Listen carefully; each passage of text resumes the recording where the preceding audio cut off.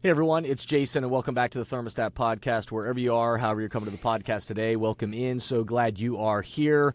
We're in season 10 of the podcast, which means we have like 330 episodes or something like that. So if you are searching for episodes, if you're new to the podcast, all you have to do is Google my name, Jason Barger, and any topic that you're looking for around leadership, culture, communication, mindset, servant leadership, anything you're looking for, chances are you're going to find something in those 330 episodes.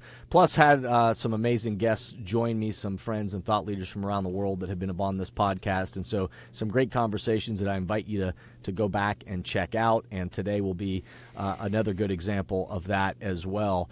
If you're one of the folks who's been with us from the very beginning, so glad this continues to add value to your life and your work.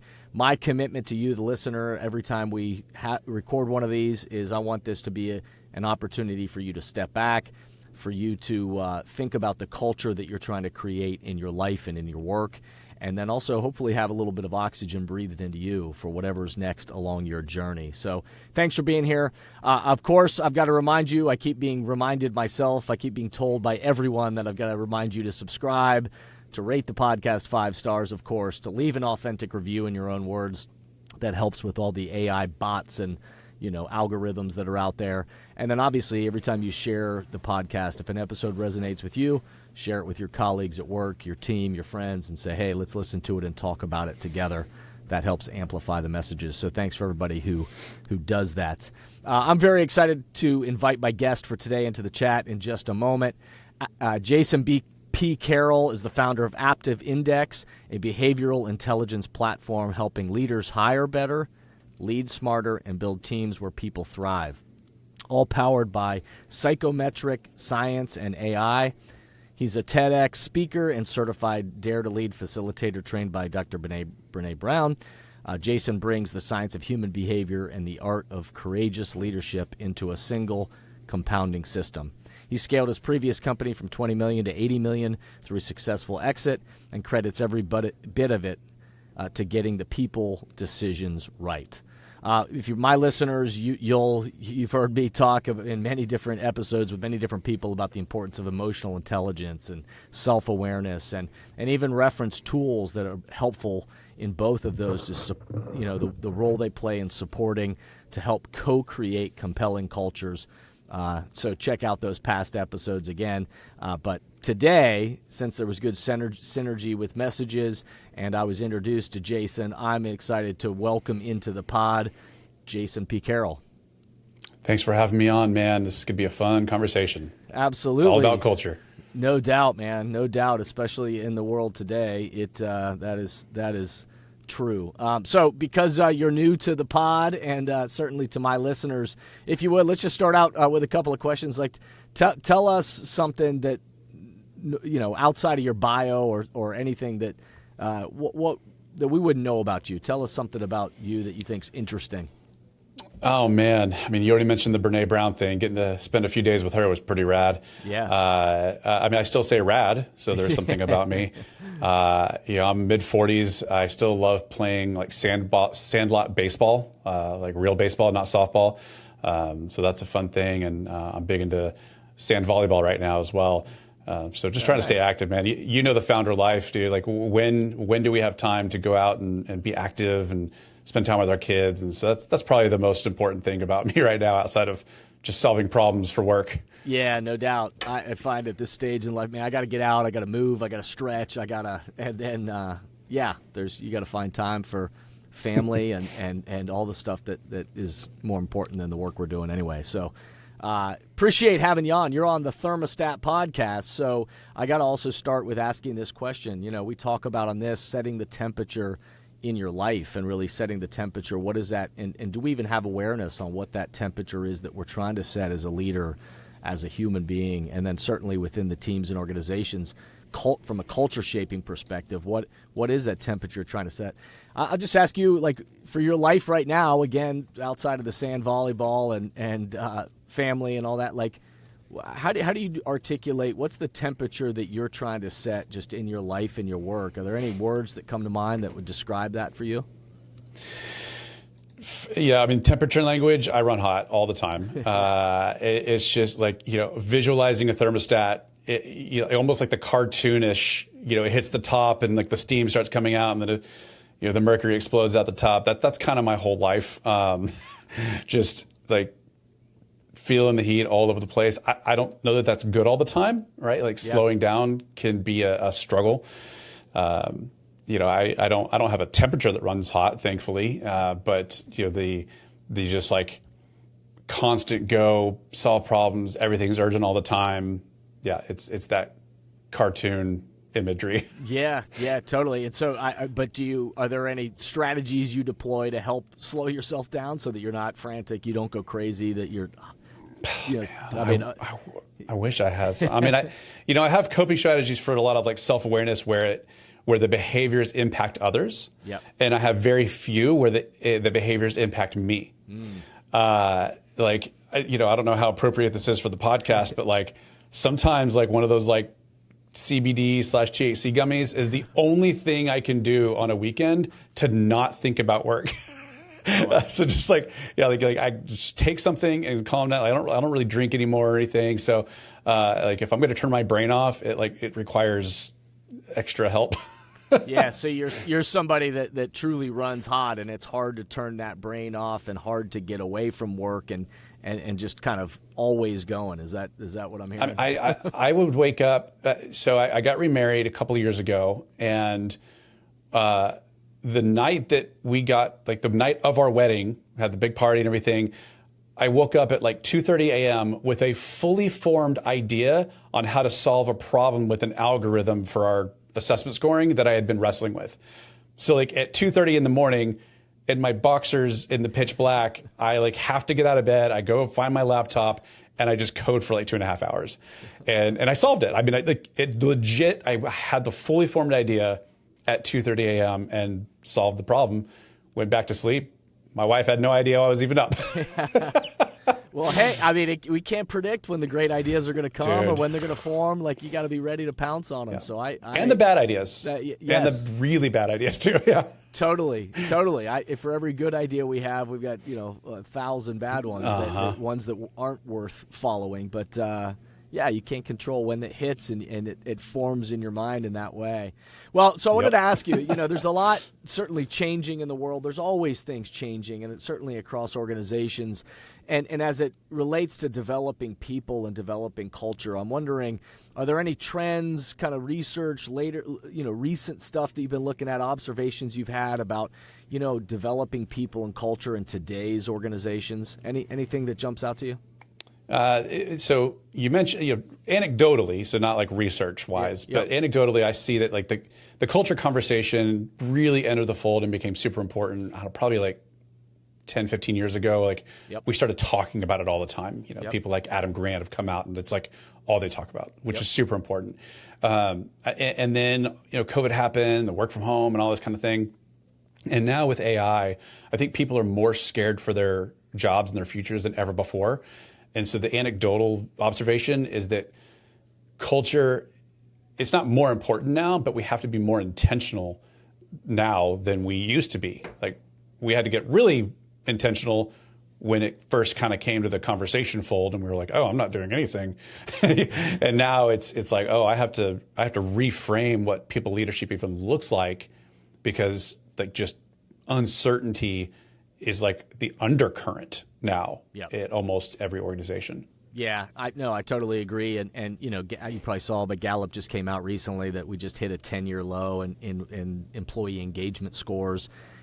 We also know that, I've done whole episodes on this idea of employee engagement and also trust in organizations. We're in a very low trusting environment right now. Only 23% of employees say that they trust their leadership. Oh, my goodness. And the future direction of their organization. And so we're in this very low trusting, low engaged environment. And I agree with you. I think that there's AI and certainly a whole other factors are at play right now, but are causing people to say, oh, geez, culture has always been important, but right now it's critical as to what role we all play with each other and how is that going to play out in the workforce. So I think your observation, I see it as well.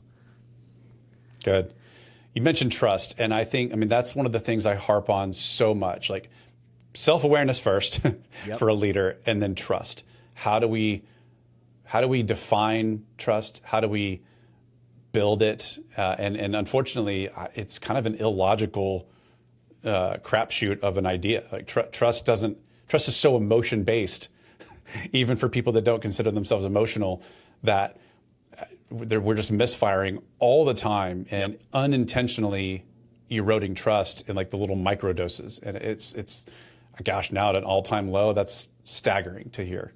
Yeah, and I talk about with teams and organizations all the time is that there's such a great opportunity to be a differentiator in the market.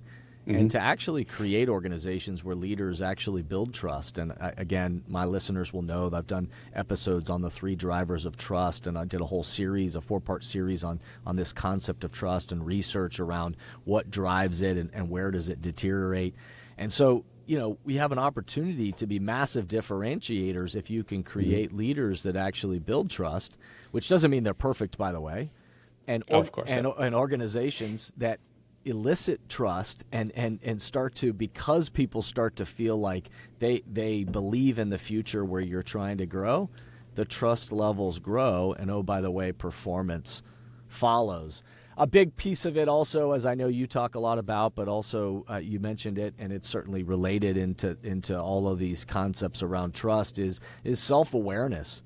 And talk about what you're seeing in terms of just the role. I mean, we've known this since the beginning of time, but certainly in the world that we're experiencing right now, self-awareness as a human, certainly as a leader of other people, and self-awareness across an organization is huge when we talk about then the culture you end up creating. Yeah, I think most of us want to think that we're self-aware, and yet most of us aren't. And it's not that we don't recognize some of the things that we do or think or whatever. It's that all we have is the data, and that data doesn't really help us. Like if I put Jason seems to steamroll meetings, so I'm referring to my Jason. I'm Jason, and you're Jason. So I'll make fun of myself, not you. If I just put I steamroll meetings on a spreadsheet, like that doesn't help anyone. It's not self-awareness. I have to then like dive a lot deeper. Like what's the impact of that behavior on my team, on my organization, on my culture? And then I have to figure out, okay, well, if it's not a good impact, right, then like, what do I do about it? How do I shift out of this? And so the self-awareness then becomes what's driving that behavior? Like not like an excuse, not an identity statement, right? Like, oh, I'm a crappy person. Well, that's not going to help me either, right? But like, what internal need or drive is leading to that behavior in the first place? And then I can start to reframe, because I can just pick a different behavior. And it's not easy, but it actually can get really simple. Mm-hmm. Are you, and I've got my own thoughts, of course, on all of this, but are you seeing, and are you that leaders are becoming, or at least more aware of the role self-awareness plays in how they show up with their team? Are you seeing any changes or shifts that way? Well, with my client base, for sure. So one of the, I don't lead with this because it's scary. I don't say you're going to get a profound amount of self-awareness and that's going to be the biggest game changer, because people are like, heck no. They run away from that, right? So like what we do is like, you said it at the front, behavioral intelligence. We bring in objective people data through like a scientific assessment, like think personality test on steroids. And the first big thought from a leader is, oh, yay, I get to understand my people better, so I can make better hiring decisions and conflict resolution and all that kind of thing. And that is absolutely true. But realizing how different other people are from us actually then like puts the mirror right in front of you. Yep. And that's really where the most profound self-work happens is, oh, wow, I did not realize this about myself. And I've been in the room like training new clients. I don't train new clients anymore. I have to pass that off. But early on, in the startup, where a CEO, I mean, I love this guy. His name is Brian. Hopefully he'll listen to this because he'll know I'm picking on him. Cowboy hat wearing, cussing up a storm, like he's big picture guy, huge ideas all the time, but he's running a CPA firm. So the dude's got a bunch of like number crunchers and all this kind of stuff. He's like, oh, I just can't stand my employees. They drive me nuts. They're too slow. They're this or that or that. And by the end of it, he just goes, he looks at me, he's just like, takes his cowboy hat off and he's kind of leans forward and just goes, so I'm the problem. Like, well, you're close, right? It's not that you're the problem. It's that you're the only one that you can expect to shift and make changes. You can't expect your accounting staff to adapt to your insane style, right? You're the leader. You're the CEO. You're skin in the game. So if you're going to affect any change, you're the one that can actually adjust, take their perspective. You don't have to like them. That's right. But you can understand what's driving your behaviors, how drastically different they are from you from a hard wiring standpoint, and then kind of create some synergies, which ultimately is put Morgan in charge. She's a bridge between the two of you. And he's done that, which is good. Yeah.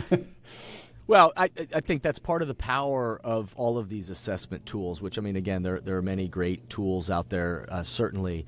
But the really power of the assessment tool is that I think my observation is that most people on teams and across organizations come into the room, and leaders are no different in this way, and they come in assuming, and this your cowboy hat example is the same way, that assuming that everybody is thinking about the problem the same way, that everybody must be seeing it the way I see it because I'm walking in, and really haven't done the hard work of understanding the way that they are wired. So that self-awareness. When we talk about emotional intelligence, the beginning of emotional intelligence is, am I aware of myself, right, first? And so that, can I come into a room and do I understand my own strengths? Do I know the things that, my language would be the baggage that I carry coming into it? Do can I stop and be aware of my own thoughts, my own feelings, what I'm experiencing in the room? And then what do I know, and am I curious about what the others are, what do I know about them, what their strengths, the things that maybe they don't do as well, the things that trigger them, and so the assessments start to give us language that can help shift and drive a different behavior. And so all of these assessment tools, I mean, that's what I see where the magic happens is when the aha starts to go out and when they start to realize, oh, you don't think about this the exact same way that I do. Yeah.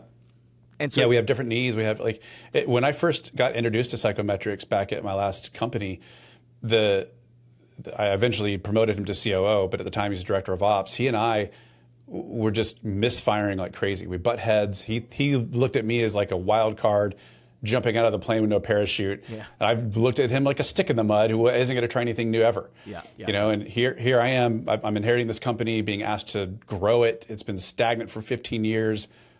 We have to innovate. We have to move forward. And then when I realized just how far apart that chasm was, that like the light bulb started going off. And then I started realizing and looking at other people on my team, including him, and I had a mentor at the time. He's like, yeah, these people need you to tell them what to do. And that, to me, I was like, nobody wants to be told what to do. And he's like, most people want to be told what to do. You don't strip their autonomy, right? You're not micromanaging them, but they want clear direction. They want to know what good, what done looks like. They want clarity. Yeah, for sure. Clear as kind. Going back to Brene, right? That's right. And they want that. They crave that. They need that. And that was just an aha moment for me because I'm like, give me the vision and throw me to the sharks. Yeah, I'll solve the problem. But that's, I mean, even statistically, now that I actually have hundreds of thousands of data points, it's pretty stinking rare. And I was treating everybody and leading everybody the way I wanted to be led, and it was causing things to just fall apart. No doubt. And that's part of that self-awareness is, again, do I even understand the way that I'm wired as a human? And if I'm in a role of leadership, that I'm approaching it the way that I would think about it. And yet everybody around that table or on my team or throughout my organization, they have a different way of coming to it. And, oh, by the way, in many cases, the way they think about it and the individual strengths they bring to the table actually make us better. And so anytime I've done assessment and used tools with teams and organizations, anytime we've done that, the aha becomes, all right, how might I shift the way I would approach you, and how might you approach the way, shift the way you would approach me once we better understand the way that we are wired. And, oh, by the way, we watch our communication get better. We watch our performance get better. Everything based on that awareness, again, emotional intelligence of myself and of others. Yeah. You remind me of a funny story back at Champion, was the name of that company. When I had this realization, I swung the pendulum too far. So because you talked about the strengths of like their strengths and my strengths, and part of my strength is being able to lead the charge, setting a vision, setting like high accountability. Well, in dropping the steamrolling, I also dropped the high pressure, high intensity, move fast. Mm-hmm.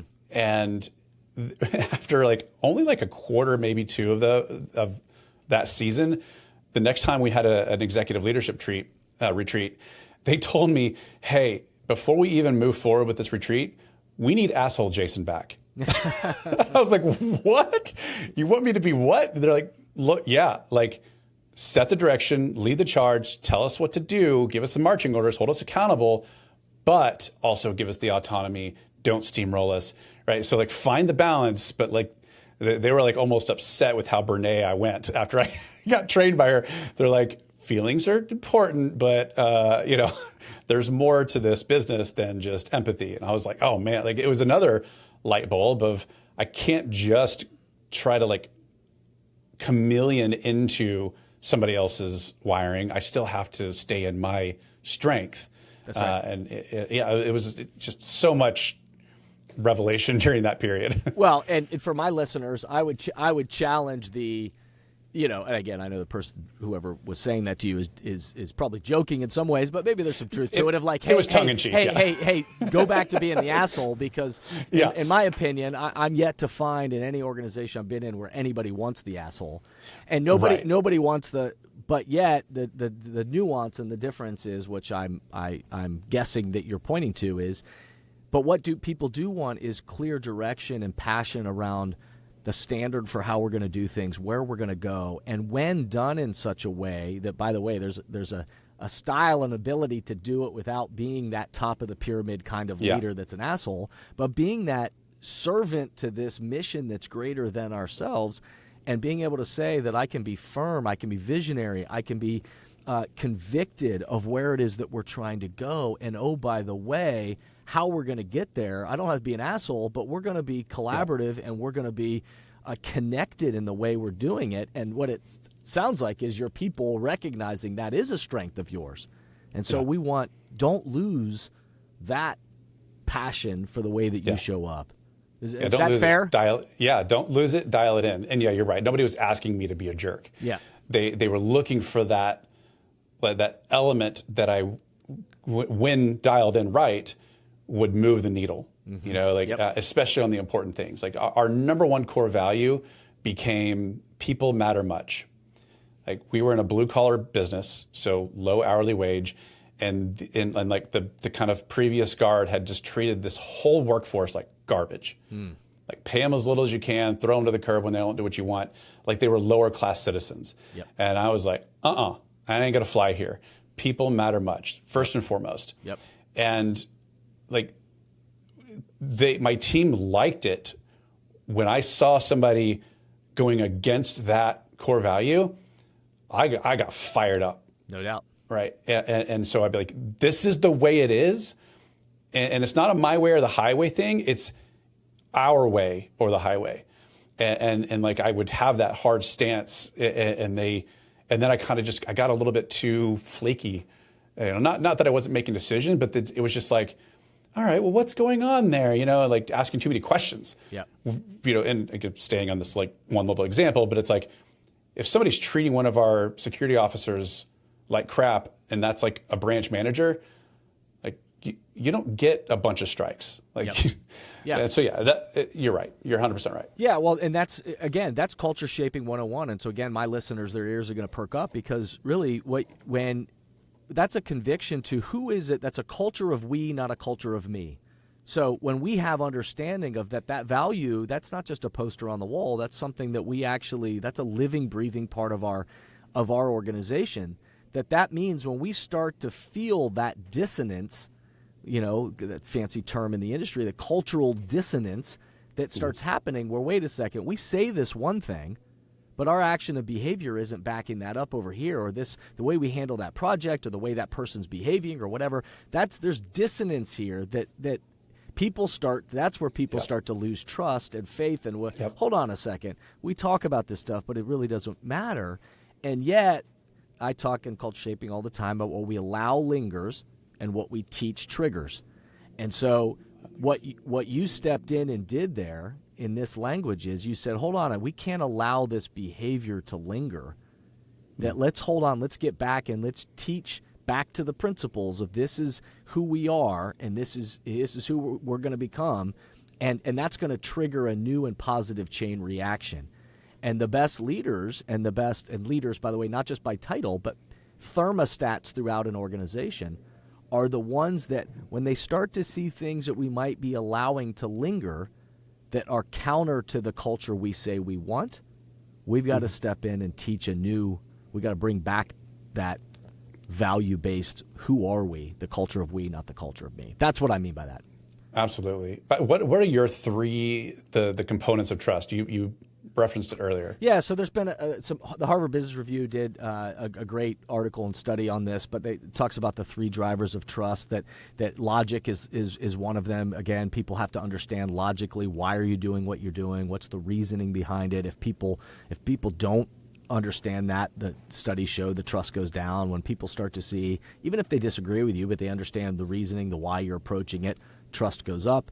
Empathy, when people start to feel like it's all about you and you're not interested in their idea, you're not interested in listening to them, you're not caring for their success. So that's back to your example of the boss that just says, we'll just churn and burn people, and if they won't do what we do, just discard them. When people start to feel like they're not valuable, then trust goes down. When they start to see like, oh, they actually have my best interests in mind, they're interested in mine, even if we disagree. But what do you think about that, Jason? Trust goes up. And the last one is authenticity. So when people start to feel like there's something that is missing, there's something that's being hidden, you're not being real with me, you're not being genuine, we're not being transparent, there's some piece of information we're not sharing, trust goes down. When people say, this is the information I have, this is what, this is how I think about it, this is where I made a mistake, but here's where I'm going to try. When people feel like you're being real, trust goes up. And in that research, even if we disagree and or the things didn't go the way we hoped, if we're exhibiting all three of those drivers of trust levels can actually rise. Yeah. Does that make sense? It does. Yeah. It's super similar to the trust framework we use here at Adaptive Index that even like our AI is trained on. It's the three drivers are character, competence, and compassion. All right. Character is kind of like that authenticity and integrity. Like, are you really who you say you are? Competence is almost like the logic, but a little bit different. Like, do I trust that you're going to do the work? Yeah. And then compassion is pretty similar to empathy. Like, do I believe you care about me? And that's what it comes down to for us. So yeah, really similar frameworks, and I find it fascinating. And just to kind of riff on that, back to the like trust issue is, as I think that we are unintentionally, constantly eroding trust. Like if it's like the trust jar that Brown talks about, like it's just taking marble at a time out unintentionally, because if you think about empathy or compassion, do you care about me? Do I believe that you value me as a person? Well, that can look different depending on somebody's hardwiring, right? Like somebody comes in on Monday and they've got a big workload, and you're like trying to ask them how their weekend was and all that kind of stuff. That's actually the opposite. It's actually an inverse relationship of what you would expect. They're like, leave me alone. I have work to do. Don't you care about me? Like, I'm overwhelmed here. Yep. Versus some people, if you don't check in and ask them how their weekend was, they're like, I thought you liked me. Why don't you care? I had a bad weekend. You never asked. And I've encountered that as a leader, where it's like, I didn't know what temperature I was walking into, and I just made the wrong move. Right. But now with this like people data, that's one way you can start predicting where people fall and what they need. Same thing with like competence, or I guess logic is sort of that, but the obvious competence trust driver would be you complete a project and that project is buttoned up, all the I's are dotted and all the T's are crossed, whatever. But that's not always true either, because if I'm the one expecting it, I don't care if it's done. I need it, or I don't care if it's perfect. I need it done. Yep. Like I want to deliver, and if it's got mistakes, we'll figure it out. And so we'll figure it out as we go. Versus like some people are like, we can't just figure it out as we go. We have to figure it all out now. And so just understanding those differences can go so far with trust building. Yeah, no doubt. And I would I guess expand on that too, that just as you said, like we talked about trust, that we're always either earning trust or deteriorating trust. Mm-hmm. And so it's not, again, it's all, you and I can have a very trusting, conversation right here. And 5 minutes from now, we could do something that totally erodes the trust, right? The same thing is true I took about in culture shaping. It's dynamic, it's not static, which means it's always changing, and it's shaped moment by moment by the way we think, act, and interact.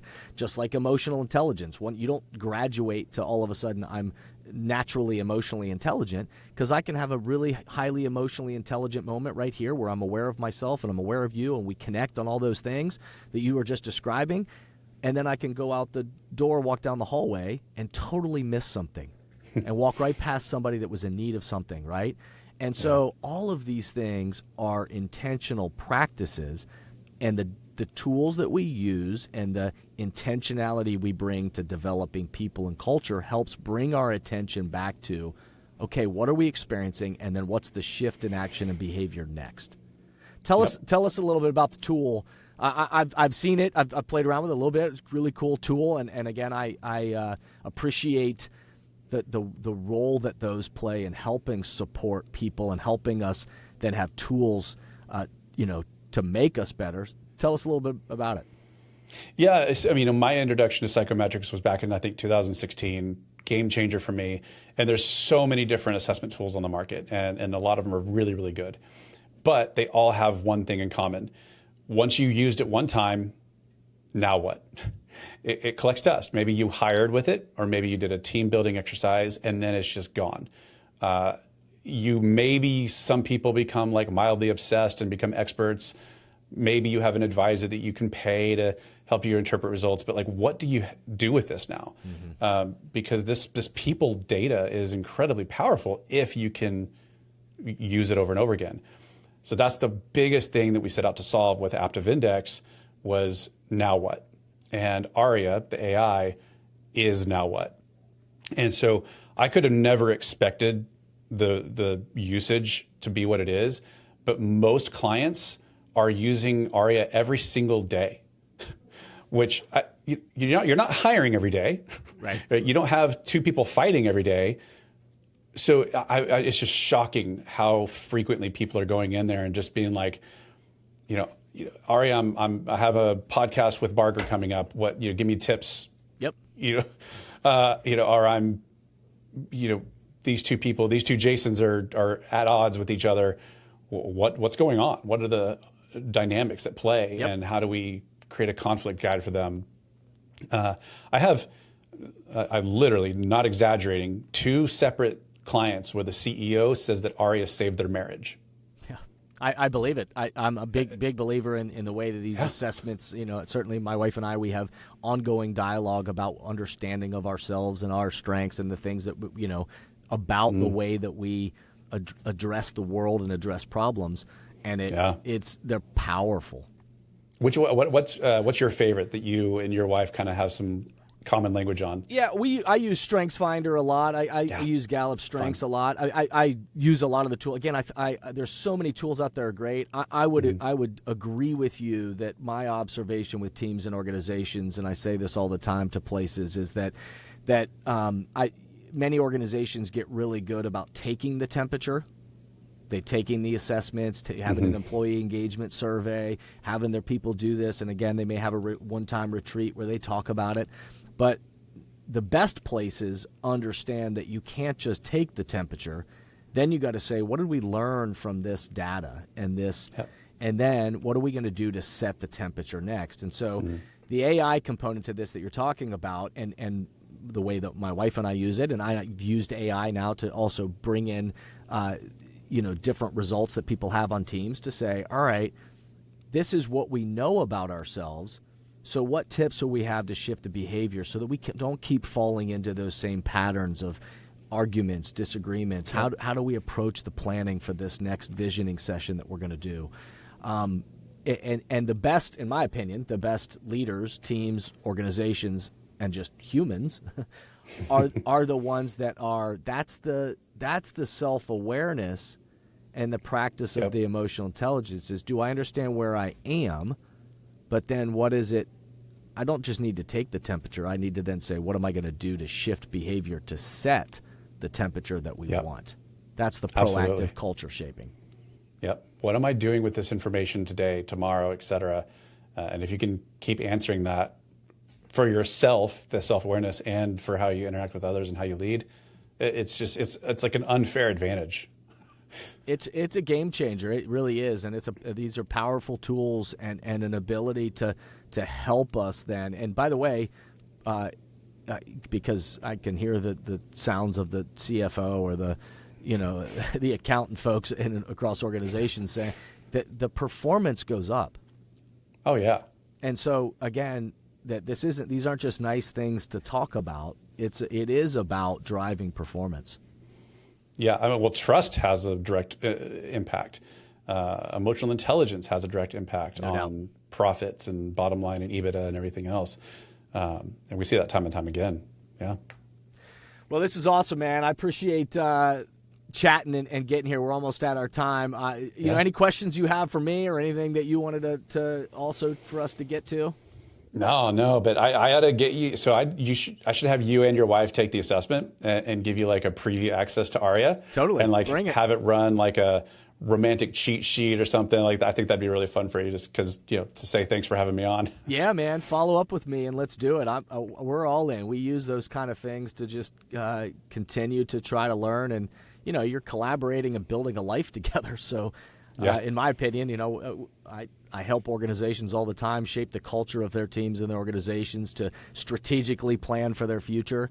And yet you watch that so many people don't do that in their own lives or their own marriages and things. And so we've tried to do our best, not perfect by any stretch, but to do our best to adopt some of these ideas and say, how do we up our game and support of each other? So really appreciate the work you're doing, man. Appreciate you taking time to be on the podcast today.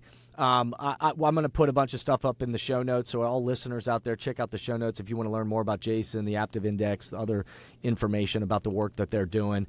Again, so many great tools out there that are helping us be more social, self-aware to practice this kind of emotional intelligence, and all of it, of course, with the idea of being able to calibrate the thermostat to then say what's the shift in action and behavior to set the temperature we want next. So really awesome stuff, and I hope you enjoyed today's episode. I hope it got you thinking in some good ways. I hope it helped you step back, think about that temperature you're trying to set in your life and your work, and I hope it breathes some good oxygen into you for the next steps along your journey. Again, don't forget to subscribe, rate, review, all the stuff that we talked about before. And I'll just say, Jason, again, thanks for being on the show. Really appreciate having you, man. Thanks for having me.